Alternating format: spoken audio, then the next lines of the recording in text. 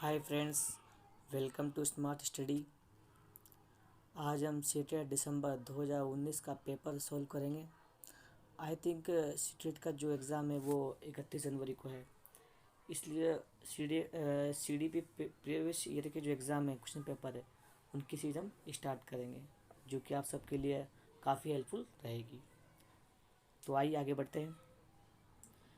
इसका पहला क्वेश्चन है, भाषा के अर्जन एवं विकास के लिए सर्वाधिक संवेदनशील अवधि कौन सी है?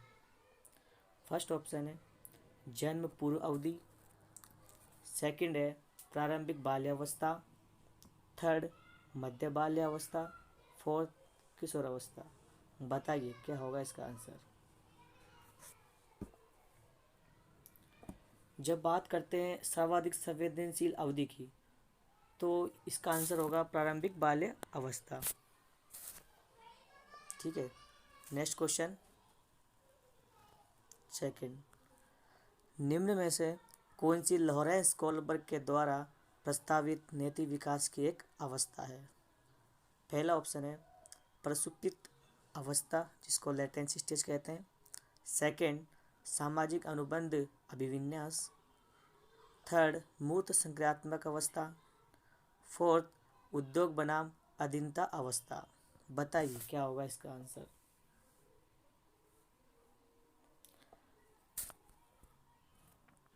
देखिए, जो लेटेंसी स्टेज है वो मनोलैंगिक विकास जो सिग्मंड फ्राइड का है वो उसकी है।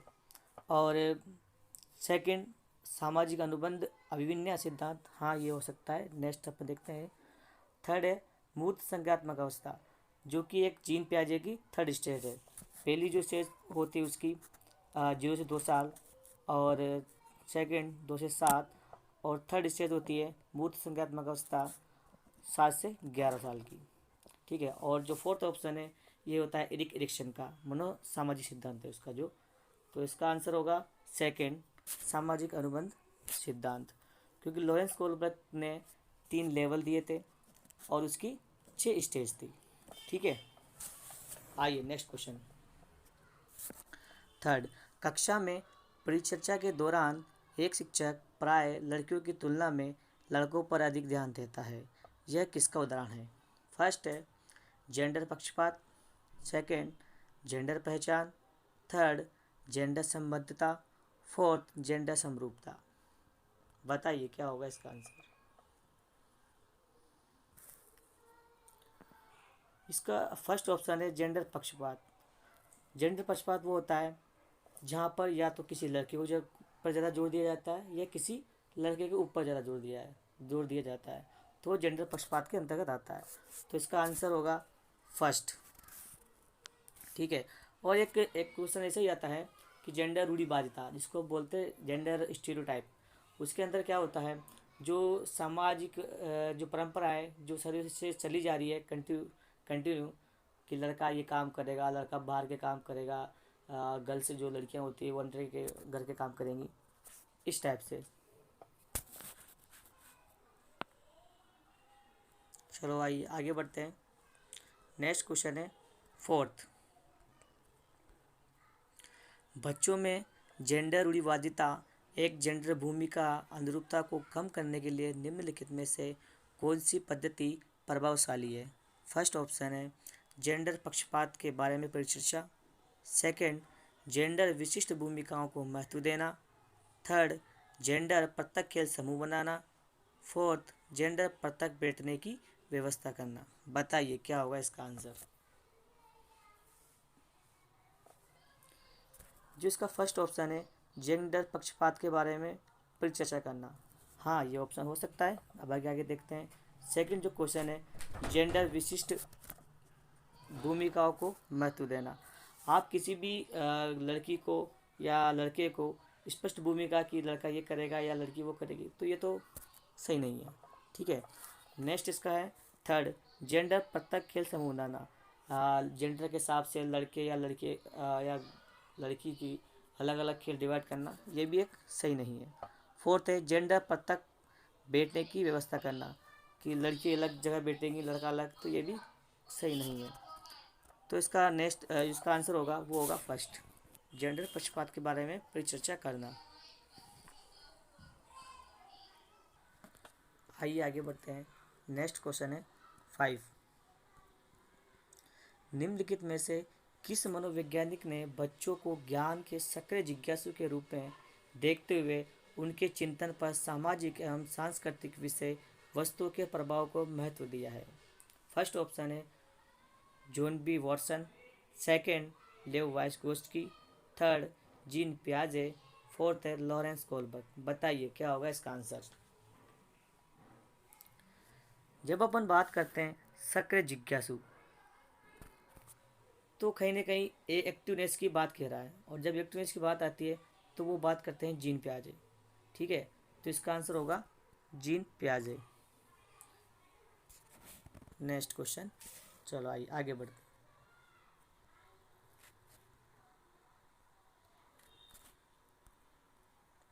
अगला क्वेश्चन है 6। जिक्सॉ पहेली को करते समय 5 वर्ष की नजमा स्वयं से कहती है नीला टुकड़ा कहाँ है? नहीं, ये वाला नहीं, गाढ़े रंग वाला, जिससे ये जूता पूरा बन जाए। इस प्रकार की वार्ता को वाइगोत्स्की किस तरह से संबोधित करते हैं?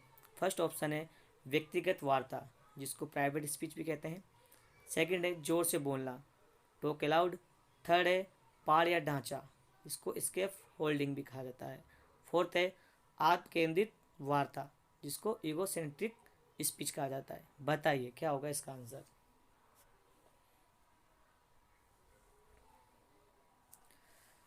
जो प्राइवेट स्पीच है इसको दिया था वाइगोत्स्की ने, और क्वेश्चन में भी बोला है वाइगोत्स्की के अनुसार जो बच्चा स्वयं ही अपने आप को गाइड करता है तो वो किसके अंतर्गत, जो वो क्या क्या करता है, वो अपने आप को ही गाइड करता है। तो वाइगोत्स्की ने 3 प्रकार की स्पीच बताई है। एक होता है प्राइवेट स्पीच, एक होता है सोशल स्पीच, एक थर्ड होता है इनर स्पीच। और जो इस प्राइवेट स्पीच को ही जीन पियाजे ने ईगोसेंट्रिक स्पीच कहा है। ठीक है, तो इसका आंसर होगा व्यक्तिगत वार्ता या प्राइवेट स्पीच। ठीक है, चलो आइए आगे बढ़ते हैं।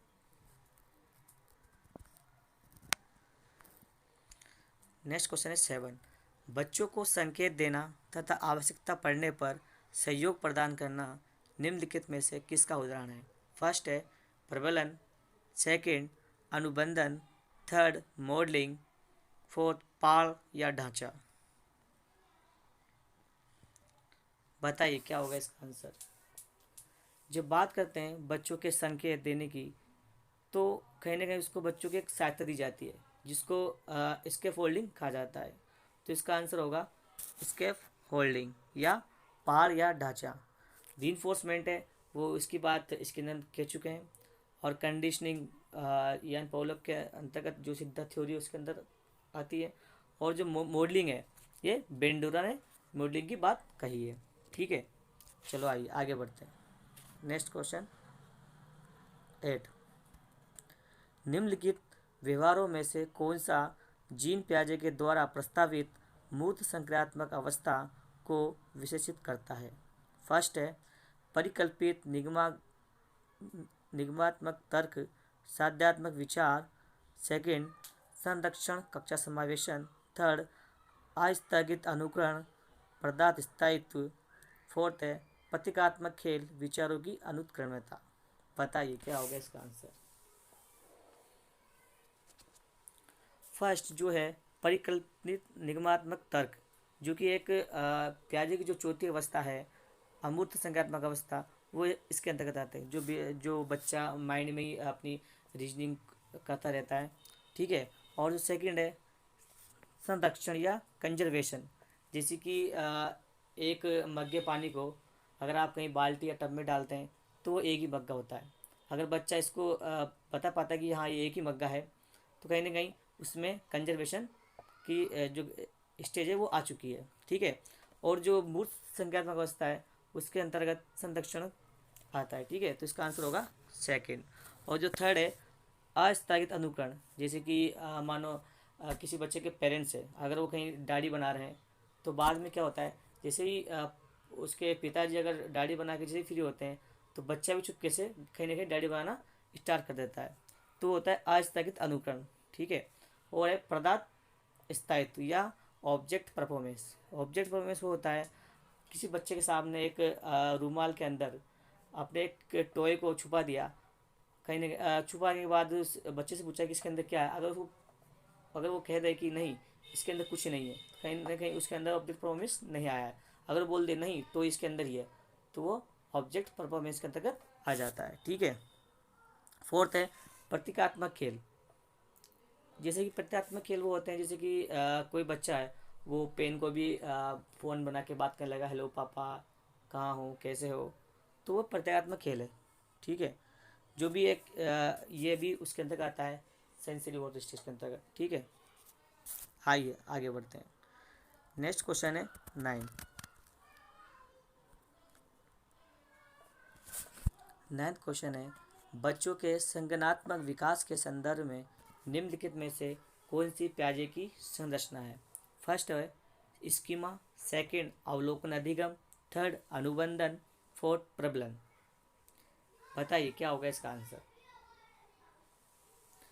जब अपन बात करते हैं प्याजे की, तो प्याजे ने स्कीमा वर्ड का यूज किया है, ठीक है। तो इसका आंसर होगा स्कीमा।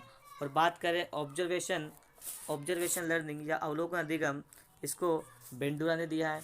और कंडीशनिंग यान पॉलोक की है। और रिइंफोर्समेंट की अगर बात करते हैं तो वो इसके अंदर से जुड़ा हुआ है। स्कीमा वो होता है जिसके अंदर किसी भी मनुष्य के अंदर मनुष्य के मस्तिष्क के अंदर अलग अलग फोल्डर बने होते हैं। जैसे कि परिवार की अलग मेमोरी होती है, अपने आसपास की अलग होती है, और जो क्लासमेट है उनकी अलग होती है। तो कहीं ना कहीं एक स्कीमा होता है, इसके अंदर एक इसको अपन स्टोरेज बोल सकते हैं, ठीक है। तो इसका आंसर होगा स्कीमा। आइए नेक्स्ट बढ़ते हैं आगे। अगला क्वेश्चन है 10th। आकलन का प्राथमिक उद्देश्य क्या होना चाहिए। पहला है विद्यार्थियों के लिए श्रेणी निश्चित करना। सेकंड, संबंधित अवधारणाओं के बारे में बच्चों की स्पष्टता तथा भ्रांतियों को समझना। थर्ड, विद्यार्थियों के प्राप्तांकों के आधार पर उनको नामित करना। फोर्थ, रिपोर्ट कार्ड में उत्तीर्ण या अनुत्तीर्ण अंकित करना। बताइए क्या होगा इसका आंसर। जब अपन बात करते हैं आकलन की या असेसमेंट की, तो देखिए फर्स्ट है विद्यार्थियों के लिए श्रेणी निश्चित करना। तो श्रेणी निश्चित करना तो ये कोई उचित ऑप्शन नहीं है, ठीक है। कि किसी बच्चे का अपन लेवल लगा दे कि नहीं ये इसका ये कि अपन बोल दे कि ये ए कैटेगरी में आएगा, ये बी में आएगा, तो वो इसका आंसर होगा नहीं। सेकंड है संबंधित अवधारणाओं के बारे में बच्चों की स्पष्टता तथा भ्रांतियों को समझना। हाँ ये ऑप्शन हो सकता है कि बच्चों के जो कॉन्सेप्ट है उसके बारे में समझना कि बच्चा क्या कहना चाहता है, और उसकी जो भ्रांतियाँ हैं जो उनके कन्फ्यूज़ है उनको समझना, ठीक है। तो उसका आंसर होगा सेकंड। जो थर्ड है विद्यार्थियों की प्राप्तांकों के आधार पर उनको नामित करना। और जो लेबलिंग जो वर्ड आता है ये एक नेगेटिव होता है कि बच्चों को नामित करना ना कि नहीं इसका ये अलग वो है ये अलग है, तो इसका आंसर थर्ड होगा नहीं। फोर्थ है रिपोर्ट कार्ड में उत्तीर्ण या अनुत्तीर्ण अंकित करना। तो कोई रिपोर्ट कार्ड में आप उत्तीर्ण या अनुत्तीर्ण करके उसके और ये आकलन का एक उद्देश्य नहीं है, ठीक है। तो इसका आंसर फोर्थ भी नहीं होगा, और नहीं थर्ड होगा, और नहीं फर्स्ट होगा। आंसर होगा सेकंड, ठीक है। आइए आगे बढ़ते हैं। नेक्स्ट क्वेश्चन है 11। निम्नलिखित कथनों में से कौन सा बुद्धि के बारे में सही है। फर्स्ट है बुद्धि एक निश्चित योग्यता है जो जन्म के समय ही निर्धारित होती है। सेकंड है बुद्धि को मानकीकृत परीक्षणों के प्रयोग से सटीक रूप से मापा एवं निर्धारित किया जा सकता है। थर्ड, बुद्धि एक एकात्मक कारक तथा एक एकाकी विशेषक है। फोर्थ, बुद्धि बहुआयामी है तथा जटिल योग्यताओं का एक समूह है। बताइए क्या होगा इसका आंसर। फर्स्ट है बुद्धि एक निश्चित योग्यता है जो जन्म के समय ही निर्धारित होती है। तो ये सही नहीं है कि बुद्धि एक निश्चित योग्यता नहीं है। जैसे कि हॉवर्ड गार्डन ने बताया है कि बुद्धि बहुआयामी है, ठीक है। तो इसका आंसर होगा फोर्थ, ठीक है। सेकंड है बुद्धि को मानकीकृत परीक्षणों के प्रयोग से सटीक रूप से मापा एवं निर्धारित किया जा सकता है, जो कि गलत है। कि आप कोई परीक्षण लगा के कि उसको एक माप देते हो कि नहीं ये बच्चा हायर है सुपीरियर है, तो वो भी कहीं ना कहीं उचित नहीं है, ठीक है। थर्ड है बुद्धि एकात्मक कारक है। बुद्धि एकात्मक कारक भी नहीं है। ठीक है, इसका आंसर होगा फोर्थ, जो कि हॉवर्ड गार्ड ने बोला कि बुद्धि बहुआयामी है। ठीक है, आइए आगे बढ़ते हैं। नेक्स्ट क्वेश्चन है 12। रूही हमेशा समस्या के एकाधिक समाधानों के बारे में सोचती है। इनमें से काफ़ी समाधान मौलिक होते हैं। रूही किन गुणों का प्रदर्शन कर रही है? फर्स्ट ऑप्शन है सृजनात्मक विचारक, सेकंड है अविसारक विचारक, थर्ड है अनम्य विचारक, फोर्थ है आत्मकेंद्रित विचारक। बताइए क्या होगा इसका आंसर? जो इसका फर्स्ट ऑप्शन है सृजनात्मकता विचारक या क्रिएटिव थिंकिंग। ठीक है, अगर यह बात करते क्वेश्चन में दिया है मौलिक, मौलिक और एक जिसकी थिंकिंग डाइवर्जेंट थिंकिंग है। ठीक है, तो कहीं ना कहीं वो सृजनात्मकता के अंतर्गत आता है, क्योंकि जो क्रिएटिव होते हैं उनकी एक विशेषता होती है, वो निरंतरतावादी होते हैं, उनके अंदर फ्लेक्सिबिलिटी होती है, मौलिकता का गुण पाया जाता है, और विस्तारवादी वो होते हैं। ठीक है, तो इसका आंसर होगा सृजनात्मक विचारक। ठीक है, नेक्स्ट आगे बढ़ते हैं।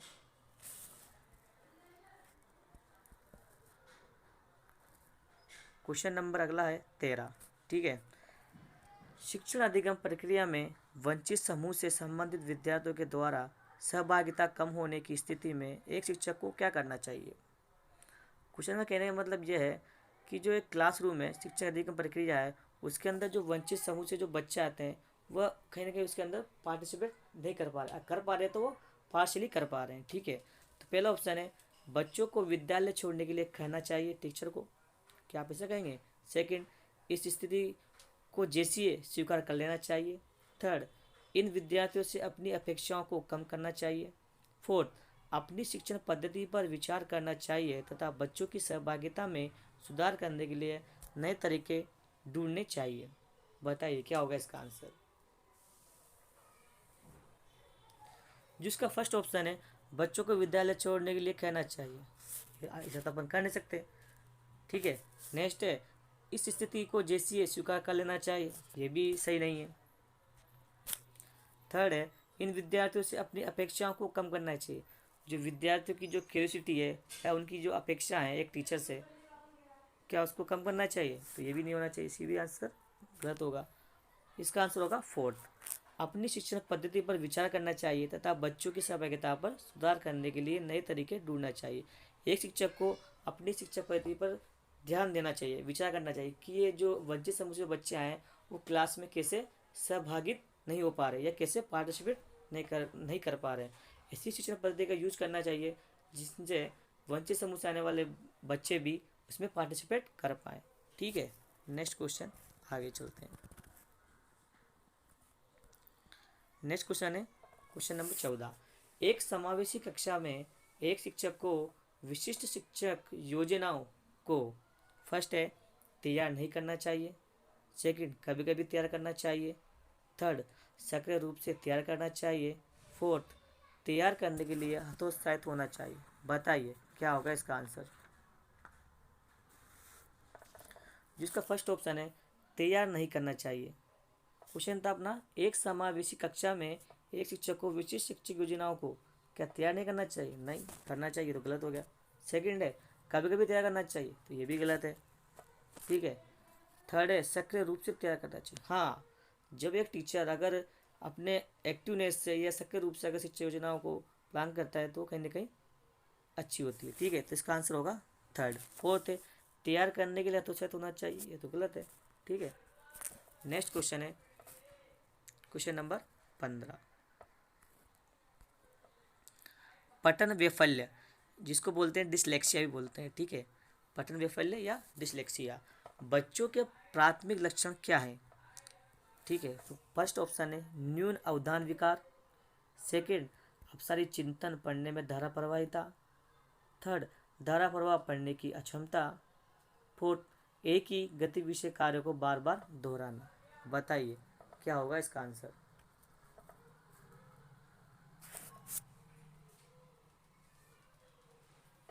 न्यून अवधान विकार या अटेंशन डेफिसिट डिसऑर्डर, तो ये जरूरी नहीं कि वो अटेंशन डेफिसिट डिसऑर्डर भी उसके तहत हो। ठीक है, सेकेंड है अपसारी चिंतन पढ़ने में धारा प्रभाविता, ये भी नहीं हो सकता, ठीक है, कि उसकी कन्वर्जेंट थिंकिंग वो एक अच्छा भी हो सकता है, ठीक है, शायद वो उसको पढ़ने में दिक्कत आ रही हो, ऐसा मतलब ये तो नहीं है कि वो उसकी जो आईक्यू है वो कम हो, ठीक है।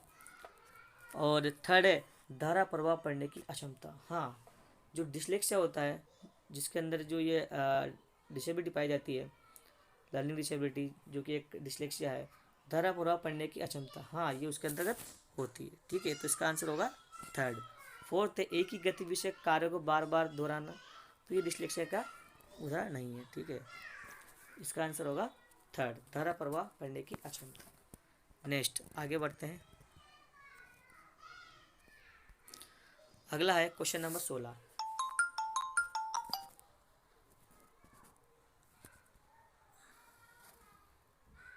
शिक्षा का अधिकार अधिनियम 2009 में उल्लेख की गई समावेशी शिक्षा की अवधारणा निम्नलिखित में से किस पर आधारित है? फर्स्ट है व्यवहारवादी सिद्धांत, सेकंड आसक्त बच्चों के प्रति एक सहानुभूति अभिवृत्ति, थर्ड है अधिकार आधारित मानवतावादी परिप्रेक्ष्य, फोर्थ मुख्यतः व्यवसायिक शिक्षा उपलब्ध करा करके आसक्त बच्चों को मुख्य धारा में शामिल करना। बताइए क्या होगा इसका आंसर?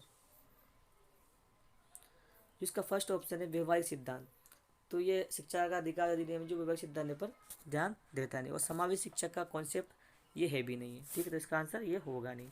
सेकंड है आसक्त बच्चों के प्रति एक सहानुभूति का प्रवृत्ति, तो जो सहानुभूति है ये एक आसक्त बच्चों को आप सहानुभूति से कुछ करना है तो ये सही है नहीं, ठीक है, तो इसका आंसर सेकंड भी होगा नहीं।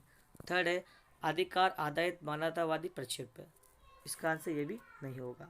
फोर्थ है मुख्यतः व्यवसायिक शिक्षा उपलब्ध करा करके सशक्त आसक्त बच्चों को मुख्य धारा में शामिल करना, हाँ ये इसका आंसर है, ठीक है, क्योंकि जो समावेशी शिक्षा है उसका मीन्स ये है कि सभी बच्चे या वंचित हो या डिसेबल हो या नॉर्मल हो, सबको एक समान शिक्षा दी जाए और सबको एक मेन स्ट्रीम में पढ़ाया जाए, ठीक है, जो मुख्य धारा में शामिल करना है, ठीक है। नेक्स्ट क्वेश्चन है क्वेश्चन नंबर 17। संरचनावादी ढांचे में अधिगम प्राथमिक रूप से फर्स्ट है यंत्रवत याद करने पर आधारित है, सेकंड प्रबलन पर केंद्रित है, थर्ड अनुबंधन द्वारा अर्जित है, फोर्थ अवबोधन की प्रक्रिया पर केंद्रित है। बताइए क्या होगा इसका आंसर? यंत्रवत याद करने पर आधारित है कि बच्चों को तुम याद करवा के या रटवा के, तो ये तो इसका आंसर होगा नहीं, क्योंकि जो संरचनावादी है वो इस पर काम करते नहीं, ठीक है। सेकंड है प्रबलन पर केंद्रित करना, रिइंफोर्समेंट, हाँ ये हो सकता है, लेकिन आगे देखते हैं। अनुबंधन द्वारा अर्जित करना, तो ये कंडीशनिंग थ्योरी है, तो संरचनावादी वो इसके अंतर्गत आएगा नहीं। फोर्थ है अवबोधन की प्रक्रिया पर केंद्रित करना, हाँ इसका आंसर होगा फोर्थ, क्योंकि जो संरचनावादी है वो कहते हैं कि कहीं ना कहीं उसकी एक जो भी उसने बच्चे ने सीखा है या पढ़ा है उसका कहीं ना कहीं एक मीनिंगफुल अर्थ हो, ठीक है, जो उसने सीखा है, तो अवबोध की प्रक्रिया पर केंद्रित होना चाहिए, ठीक है, तो इसका आंसर होगा फोर्थ न कि सेकेंड, ठीक है। नेक्स्ट आगे बढ़ते हैं, क्वेश्चन नंबर है 18। अनेक घटनाओं के बारे में बच्चों के द्वारा बनाए गए सहजानुभूत सिद्धांतों के संदर्भ में एक शिक्षिका को क्या करना चाहिए? फर्स्ट है बच्चों के इन सिद्धांतों को अनदेखा कर देना चाहिए, सेकंड बच्चों को दंडित करना चाहिए, थर्ड बार बार याद करने के द्वारा एक ही सिद्धांत को बदल देना चाहिए, फोर्थ प्रतिकूल प्रमाण एवं उदाहरणों को प्रस्तुत करके बच्चों के इन सिद्धांतों को चुनौती देनी चाहिए।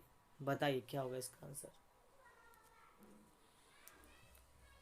जो क्वेश्चन में दिया है सहजानुभूत सिद्धांतों, ठीक है, तो इसका मतलब होता है कि जो बच्चे ने स्वयं से ही एक्वायर कर लिए हैं, जैसे कि अपन कहीं ट्रेन में चल रहे हो, अपन देखते हैं कि कहीं कहीं पेड़ भी ऐसा लगता है कि जैसे पेड़ भी चल रहा हो, ठीक है, तो बच्चा उसको सीख जाता है, उसको एक्वायर कर लेता है, ठीक है, जो कि सही नहीं है। तो इसका है फर्स्ट ऑप्शन है बच्चों के इन सिद्धांतों को अनदेखा कर देना चाहिए। क्या उनके जो सिद्धांत उन्होंने सीखे हैं उनको अनदेखा करना चाहिए? नहीं, इसका आंसर फर्स्ट नहीं होगा। सेकंड है बच्चों को दंडित करना चाहिए? नहीं, बच्चों को दंडित भी नहीं कर सकते। थर्ड है बार बार याद करने के द्वारा एक सही सिद्धांत से बदल देना चाहिए, ये भी नहीं कर सकते कि सिद्धांत रटवा कर उसके सिद्धांत पर ही सब काम करते रहें। ठीक है। फोर्थ है, प्रतिकूल प्रमाण एवं उदाहरणों को प्रस्तुत करके बच्चों को इन सिद्धांतों को चुनौती देनी चाहिए। ठीक है, हाँ ये हो सकता है कि है भी सही कि प्रतिकूल जो प्रमाण है उनको एक नया एग्जाम्पल देके कि नहीं ऐसा नहीं होता, ये ऐसा नहीं है, कोई और दूसरा सिद्धांत से अपन उसको उदाहरण से करवा सकते हैं। ठीक है। नेक्स्ट है अगला क्वेश्चन, क्वेश्चन नंबर 19, छात्र केंद्रित शिक्षा शास्त्र की क्या विशेषता है? एक चाइल्ड सेंटर्ड है, ठीक है, उसकी क्या विशेषता है? केवल पाठ्य पुस्तकों पर निर्भर होना है। सेकंड, बच्चों के अनुभवों को प्रमुखता देना है। थर्ड, यंत्रवत याद करना है। फोर्थ, योग्यता के आधार पर विद्यार्थियों को नामांकित करना तथा वर्गीकृत करना है। बताइए क्या होगा इसका आंसर? जो चाइल्ड सेंटर्ड होता है इसका मतलब होता है कि आपको बच्चे के अनुसार ही सब कुछ डेवलप करना होता है कि बच्चा कैसे सीखे, इस पर फोकस करना होता है। ठीक है, और उसके अनुसार ही करिकुलम को डेवलप किया जाता है चाइल्ड सेंटर्ड के अंतर्गत। ठीक है। फर्स्ट ऑप्शन है केवल पाठ्य पुस्तकों पर निर्भर होना है, नहीं ऐसा नहीं हो सकता, ये गलत है। सेकंड है बच्चों के अनुभव को प्रमुखता देना है, हाँ जो बच्चों के अनुभव है वो उनके एक्सपीरियंस से उनको प्रमुखता देना है। ठीक है। थर्ड है यंत्रवत याद करना, रोड मेमोरी, बिल्कुल नहीं, गलत। फोर्थ है योग्यता के आधार पर विद्यार्थियों को नामांकित करना तथा वर्गीकृत करना, ये भी गलत है कि आप बच्चे की योग्यता के आधार पर उसको नामांकित कर दो, लेबलिंग कर लो, तो ये सही नहीं है। ठीक है, ये भी गलत होगा, इसका आंसर होगा सेकेंड। आइए आगे बढ़ते हैं। नेक्स्ट क्वेश्चन नंबर 20, संवेग एवं संज्ञान एक दूसरे से हैं। फर्स्ट है पूर्णतः अलग, सेकंड स्वतंत्र, थर्ड सन्निहित, फोर्थ संबंधित नहीं। क्या होगा इसका आंसर बताइए? संवेग एवं संज्ञा एक दूसरे से क्या है? तो जिसका फर्स्ट ऑप्शन है पूर्णतः अलग है, नहीं पूर्णतः अलग नहीं है, बिल्कुल गलत। सेकंड है स्वतंत्र, ये भी गलत, बिल्कुल स्वतंत्र भी नहीं है। थर्ड है सन्निहित, हाँ इंटरवोन विथ, ये है सन्निहित है। ठीक है। फोर्थ है संबंधित नहीं, तो ये भी नहीं होगा। जैसे कि संवेग, जैसे कि मानो कि अपना कोई भी अगर किसी को गुस्सा आ रहा है या कुछ आ रहा है तो कहीं ना कहीं उसका जिसकी जो मेमोरी, उसकी जो माइंड है उस पर इफेक्ट पड़ता है कि नहीं? तो वो कहीं ना कहीं इस पर डिपेंडेंट है। संवेग एवं संज्ञा एक दूसरे से सन्निहित है। ठीक है। नेक्स्ट क्वेश्चन नंबर 21, संरचनावादी सिद्धांतों के अनुसार अधिगम के बारे में निम्नलिखित कथनों में से कौन सा सही है? जो संरचनावादी है उनके अनुसार। ठीक है। अधिगम पुनरुत्थान एवं स्मरण की प्रक्रिया है। सेकंड, अधिगम यंत्रवत याद करने की प्रक्रिया है। थर्ड, अधिगम आवर्त्य संबंध के द्वारा व्यवहारों का अनुबंधन है। फोर्थ, अधिगम सक्रिय विनियोजन के द्वारा ज्ञान की संरचना की प्रक्रिया है। बताइए क्या होगा इसका आंसर? इसको जो इसका फर्स्ट ऑप्शन है अधिगम पुनरुत्थान एवं स्मरण की प्रक्रिया है, नहीं कि वो रिकॉल करना, ये कहीं कहीं अधिगम में नहीं आता। ठीक है, तो इसका आंसर फर्स्ट होगा नहीं।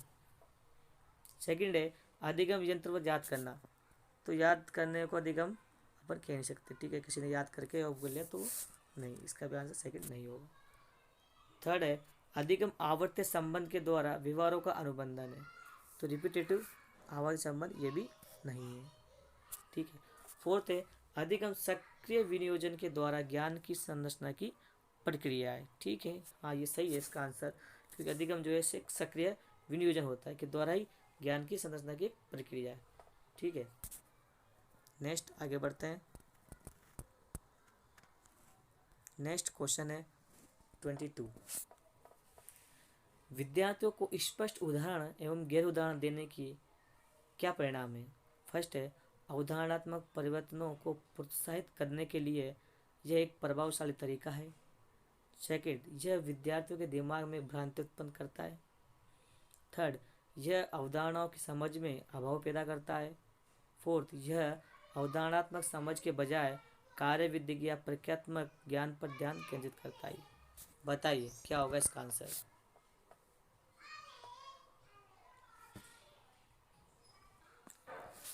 उदाहरण और गैर उदाहरण। उदाहरण जो होते हैं अपन बिल्कुल बोल देते हैं कि हाँ ये एक एग्जाम्पल दे के कि हाँ ऐसा ऐसा है, तो आप इसके बेस पे बताइए क्या होगा। और एक गैर उदाहरण वो होता है किसी को क्लू देना या हिंट देना, ठीक है, इस टाइप से तो होता है, गैर उदाहरण में आता है। तो इसका फर्स्ट ऑप्शन है अवधारणात्मक परिवर्तनों को प्रोत्साहित करने के लिए ये एक प्रभावशाली तरीका होता है। हाँ, उनके अगर जो कॉन्सेप्ट है उनको अगर कहीं ना कहीं बढ़ाना है या कुछ करना है, उनको इंक्रीज करना है, तो उनको बच्चों को हल्का सा क्लू दे के हिंट दे के भी अपन उसका जो उसका तरीका है उसको प्रभावशाली बढ़ा सकते हैं। ठीक है, इसका आंसर फर्स्ट ही होगा। सेकंड है ये विद्यार्थियों के दिमाग में भ्रांति उत्पन्न करता है। जी नहीं, कोई उदाहरण देकर कोई बच्चों में भ्रांति उत्पन्न बिल्कुल नहीं, ऐसा हो सकता। थर्ड है यह अवधारणाओं की समझ में अभाव पैदा करता है। नहीं, कॉन्सेप्ट का अभाव, ये बिल्कुल गलत।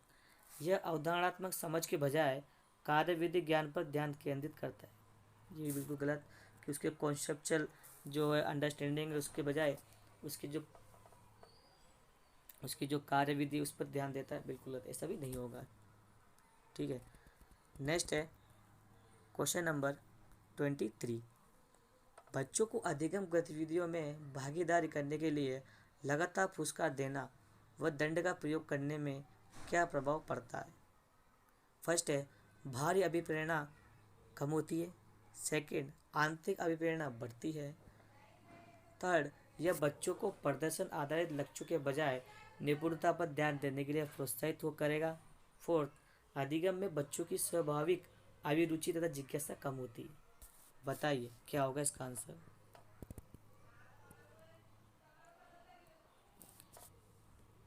देना व दंड का प्रयोग करने पर क्या प्रभाव पड़ता है।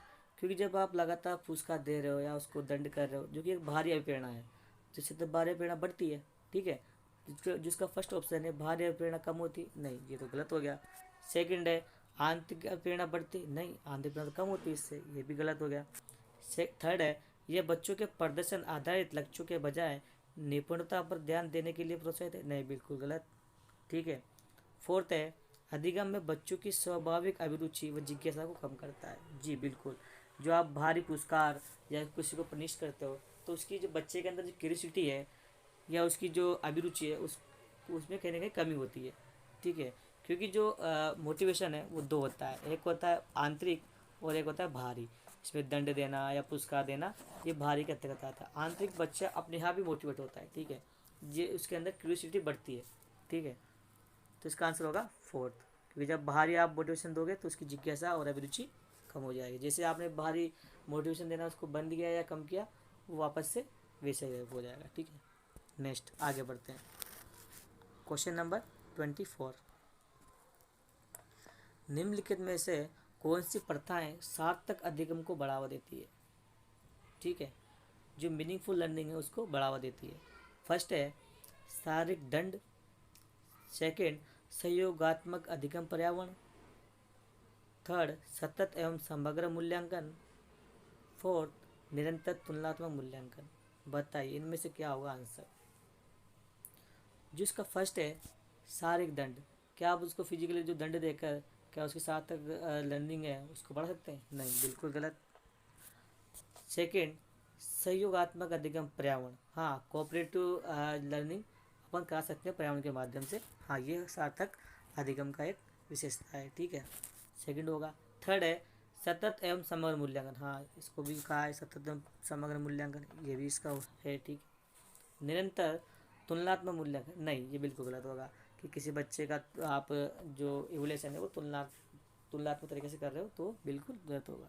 तो इसका आंसर होगा सेकंड और थर्ड, जो कि कोई ऑप्शन नंबर सेकंड है। ठीक है, नेक्स्ट चलिए आगे बढ़ते हैं। Question number 25। शिक्षक बच्चों की जटिल अवधारणाओं की समझ को किस प्रकार सहज कर सकते हैं। नंबर एक व्याख्या दे करके। सेकंड, प्रतिक्रियात्मक अवसरों की व्यवस्था करके। थर्ड, बार बार यांत्रिक अभ्यास के द्वारा। फोर्थ, अन्वेषण एवं परिचर्चा के दौरान अन्वेषण एवं परिचर्चा के लिए अवसर उपलब्ध करके। बताइए क्या होगा इसका आंसर। जो क्वेश्चन है, क्वेश्चन का कहने का अर्थ है जो शिक्षक बच्चों की जटिल जो उनके कॉन्सेप्ट है उनको समझ को किस प्रकार सहज कर सकते हैं, जो उनके कॉन्सेप्ट है जो कठिन है उनको कैसे सरल कर सकते हैं। फर्स्ट इसका ऑप्शन है एक व्याख्या दे करके, नहीं बिल्कुल गलत। सेकंड, प्रतिक्रियात्मक अवसरों की व्यवस्था करके, नहीं। प्रतियोगी आप कॉम्पिटिटिव वो इवेंट करा कर, तो ये भी नहीं। थर्ड है बार बार यांत्रिक अभ्यास के द्वारा, अरे ये बिल्कुल नहीं, क्या बच्चों को मशीन थोड़ी बनाना है, ठीक है। फोर्थ है अन्वेषण एवं परिचर्चा के द्वारा के लिए अवसर उपलब्ध कर, हाँ ये है कि बच्चों की डिस्कवरी और उसके जो परिचर्या उनको परिचर्चा करके, परिचर्चा के अवसर प्रदान करके या अपन कर सकते हैं, ठीक है। नेक्स्ट है क्वेश्चन नंबर 26।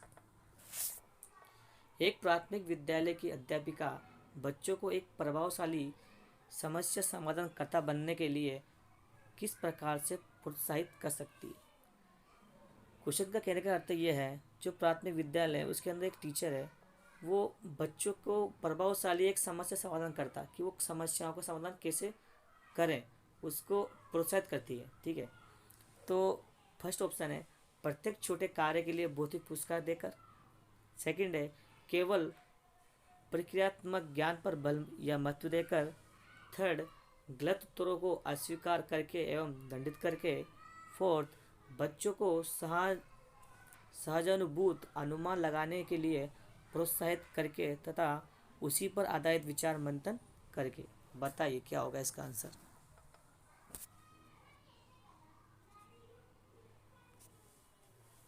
बच्चों के साथ प्रत्येक छोटे कार्य के लिए भौतिक पुरस्कार देकर, नहीं ये बिल्कुल गलत, ठीक है। उसको आप पुरस्कार दे रहे हैं भौतिकी तो वो गलत होगा, ठीक है। सेकंड है केवल प्रतीकात्मक ज्ञान पर बल देकर, जी नहीं ये भी बिल्कुल गलत होगा। थर्ड है गलत उत्तरों को अस्वीकार करके एवं दंडित करके, जी बिल्कुल ये तो ऐसा हो भी नहीं सकता कि जो बच्चे बोल रहे हैं आप उसको गलत बताकर उसको दंडित भी कर रहे हैं, तो ये तो बिल्कुल गलत होगा। फोर्थ है बच्चों को सहजानुभूत अनुमान लगाने के लिए प्रोत्साहित करके तथा उसी पर आधारित विचार मंथन करके। हाँ, अपन बच्चों को जो बच्चे उनके जो एक्सपीरियंस या उनके जो अनुभव है उनको प्रोत्साहित करके तथा उसका उस पर विचार विमर्श करके ही ये अपन कर सकते हैं, ठीक है। इसका आंसर होगा फोर्थ। आइए आगे बढ़ते हैं क्वेश्चन नंबर 27। निम्नलिखित अवधि में से किसमें शारीरिक वृद्धि एवं विकास तीव्र गति से घटित होता है। फर्स्ट ऑप्शन है शैशवावस्था एवं प्रारंभिक बाल्यावस्था। सेकंड, प्रारंभिक बाल्यावस्था एवं मध्य बाल्यावस्था। थर्ड, मध्य बाल्यावस्था एवं किशोरावस्था।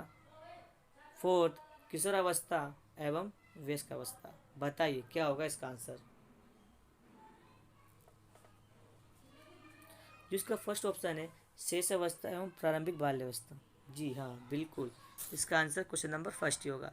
क्योंकि जो एक चाइल्ड होता है या बच्चा होता है वो कहीं ना कहीं 6 से 7 एज तक अच्छा उसका विकास हो गया होता है, ठीक है। और जो प्रारंभिक बाल्यावस्था है मध्य बाल्यावस्था है, जी नहीं इसका आंसर ये होगा नहीं। थर्ड, मध्य बाल्यावस्था एवं किशोरावस्था, जी ये भी नहीं होगा। फोर्थ है किशोरावस्था एवं वयस्क अवस्था, जी नहीं ये भी नहीं होगा। जो बच्चों का डेवलपमेंट जो सर्वाधिक होता है वो तीव्र गति से होता है वो शेषावस्था के अंतर्गत ही होता है, ठीक है। और अगर बात करें सर्वाधिक तो सर्वाधिक होता है किशोरावस्था में, बट सबसे तीव्र गति से होता है शेष अवस्था में, ठीक है। आइए नेक्स्ट आगे बढ़ते हैं क्वेश्चन नंबर 28। निम्नलिखित में से कौन सा विकास का सिद्धांत नहीं है, ठीक है। ध्यान दीजिएगा कि विकास का सिद्धांत नहीं है। फर्स्ट है विकास जीवन प्रयत्न होता है। सेकंड, विकास परिवर्तनीय होता है। थर्ड, विकास आनुवांशिक एवं पर्यावरण दोनों के द्वारा प्रभावित होता है। फोर्थ, विकास सार्वभौमिक है तथा सांस्कृतिक संदर्भ इसे प्रभावित नहीं करते। बताइए क्या होगा इसका आंसर। जो इसका फर्स्ट ऑप्शन है विकास जीवन पथ होता है, जी ये तो है कि जीव विकास जीवन पथ होता है, लेकिन वो पूछ रहा है नहीं इसमें कौन सा विकास का सिद्धांत नहीं है। सेकंड है विकास परिवर्तन होता है, इसको अपन अभी देखते हैं, रुको। थर्ड है विकास आनुवांशिकता एवं पर्यावरण दोनों के द्वारा प्रभावित होता है, जी हाँ ये बिल्कुल सही है। क्योंकि जो वुडवर्थ है, उसने बोला था कि जो डेवलपमेंट होता है वो हेरिडिटी इनटू इन्वायरमेंट का मल्टीपल होता है। अगर कहीं न किसी को भी अगर अपन जीरो रखते हैं तो उसका डेवलपमेंट जीरो हो जाएगा, या इसको जीरो रखने पर या इसको जीरो रखने पर, ठीक है। तो जो इसका आंसर होगा वो होगा फोर्थ। विकास सार्वभौमिक है, विकास सार्वभौमिक तो होता है तथा सांस्कृतिक संदर्भ इसे प्रभावित नहीं करता है। जी ये बिल्कुल गलत होगा कि विकास का सांस्कृतिक संदर्भ में से प्रभावित करता है, ठीक है। तो इसका आंसर होगा फोर्थ, क्योंकि पूछा था नहीं। आइए नेक्स्ट बढ़ते हैं, क्वेश्चन नंबर 29। व्यक्तिगत विभिन्नताओं का प्राथमिक कारण क्या है? इंडिविजुअल जो वेरिएशन आता है उनका क्या प्राथमिक कारण है? फर्स्ट है लोगों के द्वारा माता पिता से प्राप्त आनुवंशिक संकेत पद्धति। सेकंड जन्मजात विशेषताएं। थर्ड पर्यावरणीय प्रभाव है। फोर्थ आनुवंशिकता एवं पर्यावरण के बीच जटिल पारस्परिक क्रिया है। बताइए क्या होगा इसका आंसर?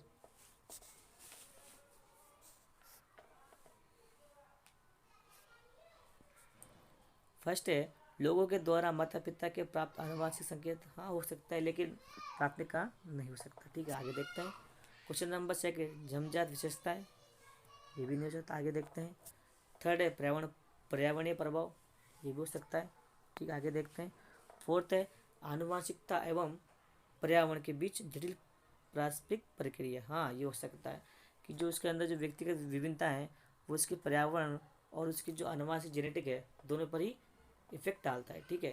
तो इसका आंसर होगा फोर्थ।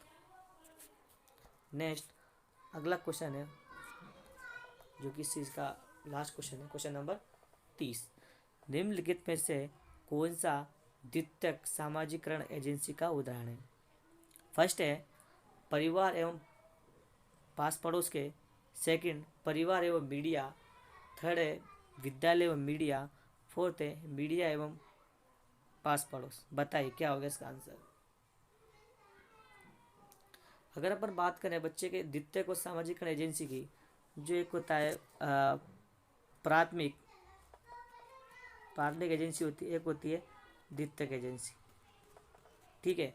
जिसमें प्राथमिक में अपना परिवार आ जाता है, ठीक है। सेकंड में अपने मीडिया, स्कूल, etc ये चीज़ आती रहती है, ठीक है। तो इसमें फर्स्ट ऑप्शन है परिवार एवं पास पड़ोस, ये हो सकता है। सेकंड है परिवार एवं मीडिया, जो परिवार होता है ये भी प्राइमरी में आएगा तो ये भी नहीं हो सकता। जो फर्स्ट ऑप्शन था अपना परिवार एवं पास पड़ोस, ये भी नहीं हो सकता क्योंकि ये परिवार जो कि एक प्राथमिक सामाजिकरण एजेंसी है। थर्ड है विद्यालय एवं मीडिया, हाँ विद्यालय एवं मीडिया हो सकता है, ठीक है। फोर्थ है मीडिया एवं पास पड़ोस, तो मीडिया होता है लेकिन पास पड़ोस नहीं है, ये पास पड़ोस प्राथमिक होता है, तो ये भी गलत होगा। इसका आंसर होगा थर्ड, ठीक है। ठीक है, अब नेक्स्ट सेशन में आगे मिलते हैं, ठीक है। Okay bye bye, thank you.